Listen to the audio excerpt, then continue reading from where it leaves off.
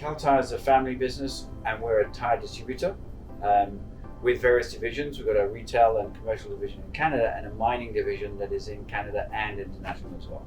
And in the mining division, we're primarily a tire service provider, working with customers embedded on their mine sites.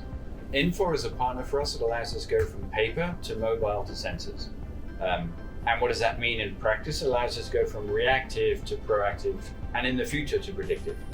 The primary values that our customers are looking from us are increased tire performance and above all increased fleet productivity. We're talking about event data, dispatch data that we're collecting as part of our service, and we're wanting to use Coleman to turn that data into insights and value that we can give to our customers.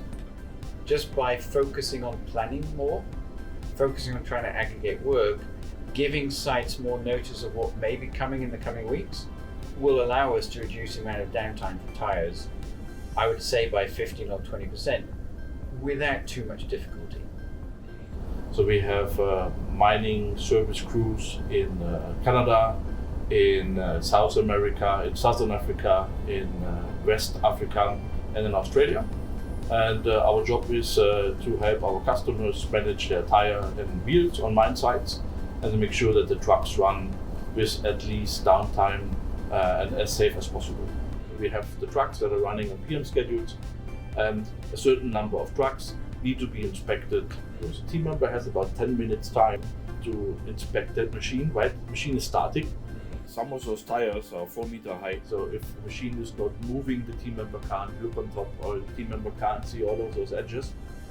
We partnered with an Australian company called PitCrew, and PitCrew is providing a thermal imaging inspection station where that inspection station is normally placed on the side of the whole road. And while the machines are passing, the inspection station is taking footage of those machines, and the footage is processed by an AI and is looking for damage. And if damage is found, damage is measured and categorized and then sent to our TOMS EAM system.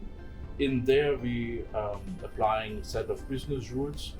Those business rules validate whether a work order or a human inspection is required. And then if we meet those thresholds for the requirement of a human inspection, a work order is created in the EAM system and the team member is dispatched to actually inspect that machine.